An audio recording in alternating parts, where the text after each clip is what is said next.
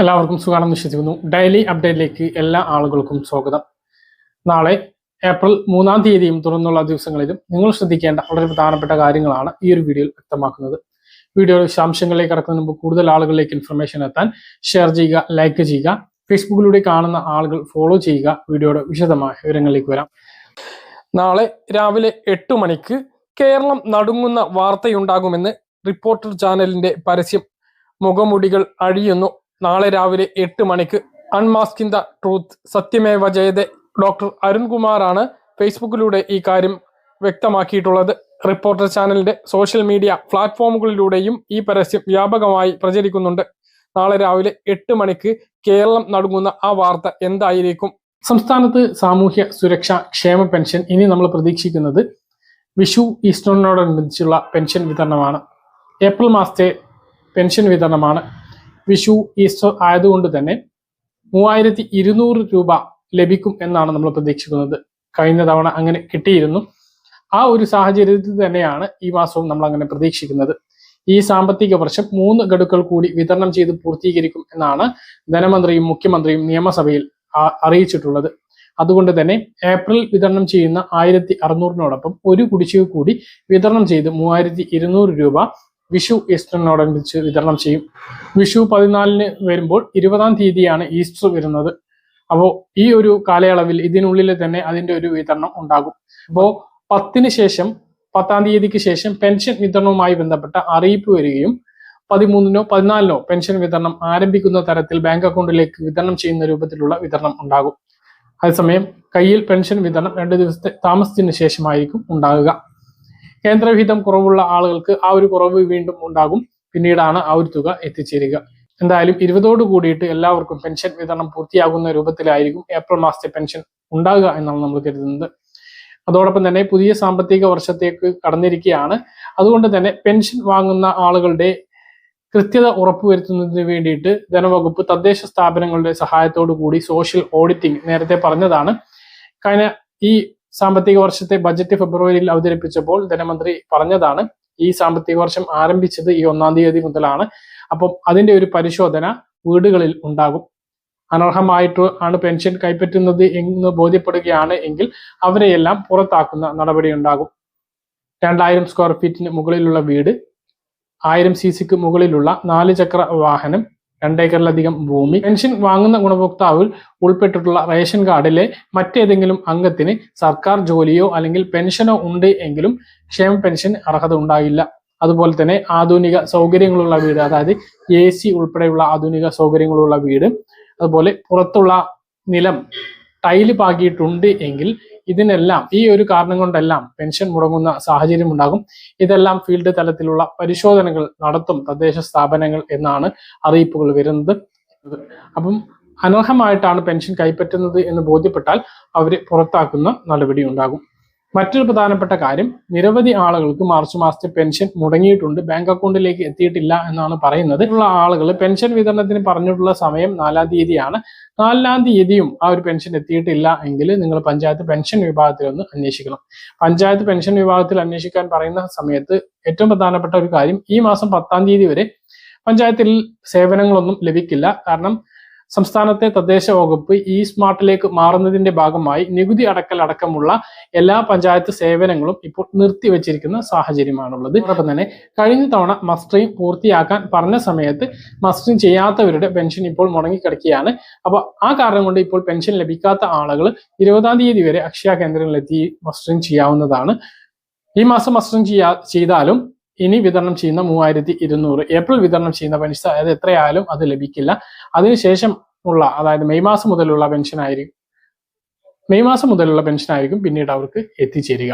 മറ്റൊന്ന്, കേന്ദ്രവിഹിതം ലഭിക്കുന്ന ആളുകൾക്ക് 300, 200, 500 കുറവുള്ള ആളുകൾക്ക് എല്ലാ കാര്യങ്ങളും ചെയ്തിട്ടും ആ ഒരു തുക ലഭിച്ചില്ല എന്നുള്ള പരാതിയുണ്ട്. അങ്ങനെയെങ്കിൽ നിങ്ങൾ വീണ്ടും പഞ്ചായത്തിൽ തന്നെയാണ് പോവേണ്ടത്. അത് ലഭിക്കുന്നത് വരെ അത് ശരിയാക്കി തരേണ്ടത് പഞ്ചായത്തിൽ നിന്നാണ്. നേരത്തെ പറഞ്ഞതുപോലെ ശ്രദ്ധിക്കണം, 10-ാം തീയതിക്ക് ശേഷം ഇനി പഞ്ചായത്തിലേക്ക് പോയാൽ മതി.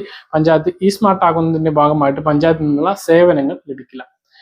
അപ്പോൾ ഇതാണ് പെൻഷൻ വിതരണവുമായി ബന്ധപ്പെട്ട് നിങ്ങളെ അറിയിക്കാനുള്ളത്. 3200 ഉടൻ എത്തും. ഇപ്പോൾ വിതരണം ചെയ്യുന്ന പെൻഷൻ 4-ാം തീയതിയോട് കൂടിയിട്ട് എല്ലാവർക്കും എത്തിച്ചേരുന്നതാണ്.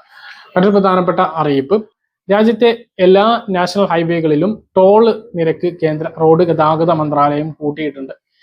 3 മുതൽ 5% വരെയാണ് ടോളുകളിൽ വർധനവ് വരുത്തിയിട്ടുള്ളത്. എല്ലാ ദേശീയ പാതകളിലും ടോൾ ഇനി അധികം നൽകേണ്ടി വരും എന്നുള്ളതാണ് ഏറ്റവും പ്രധാനപ്പെട്ട ഒരു അറിയിപ്പ്.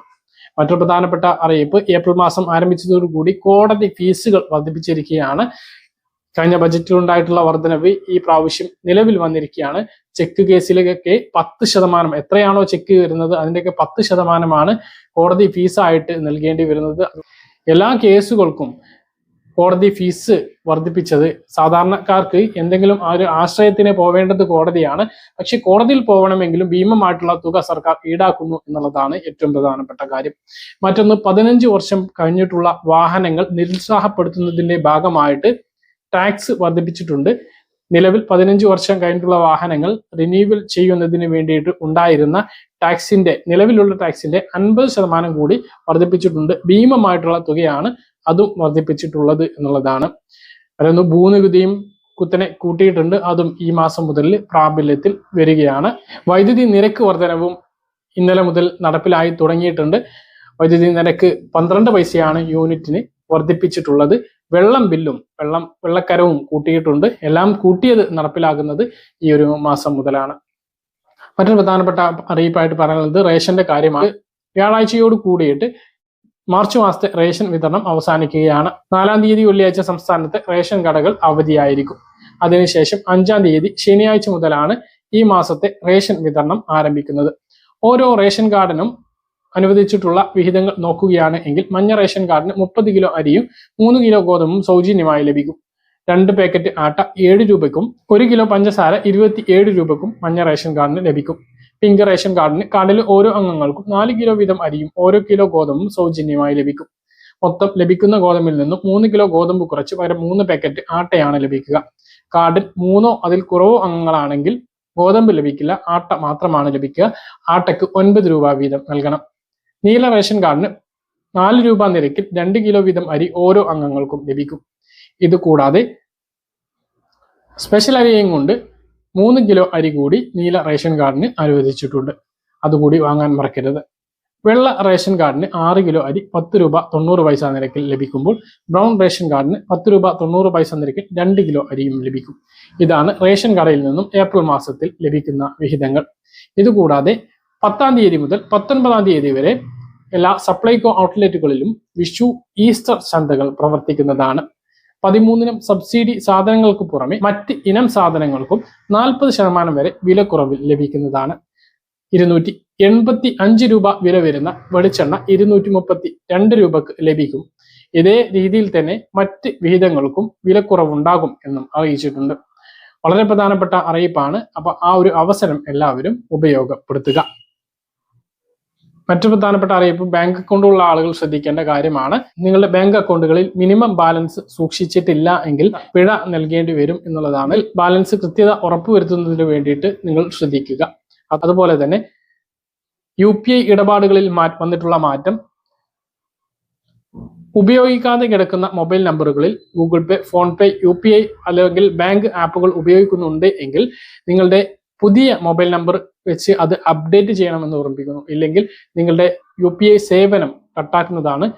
ബാങ്കിൽ നിന്നും ആ പഴയ നമ്പർ റിമൂവ് ചെയ്യുന്നതാണ്. ആ കാര്യം ശ്രദ്ധിക്കണം. സാമ്പത്തിക തട്ടിപ്പുകൾ തടയുന്നതിന്റെ ഭാഗമായിട്ടാണ് നാഷണൽ പേയ്മെന്റ് കോർപ്പറേഷൻ ഈ ഒരു രീതിയിലേക്ക് കടന്നിട്ടുള്ളത്. അപ്പൊ ഇതാണ് ഡെയിലി അപ്ഡേറ്റിൽ നിങ്ങളെ അറിയിക്കാനുള്ളത്. പറഞ്ഞ കാര്യങ്ങൾ കൃത്യമായിട്ട് മനസ്സിലാണെന്ന് കരുതുന്നു. ഇതുപോലെ ഇൻഫർമേഷൻ ലഭിക്കാൻ ചാനൽ സബ്സ്ക്രൈബ് ചെയ്യുക, ബെൽ ഐക്കൺ എനേബിൾ ചെയ്ത് വെക്കുക. മറ്റൊരു വീഡിയോയുമായി നമുക്ക് വീണ്ടും കാണാം. ദൂരേക്ക് ബൈ.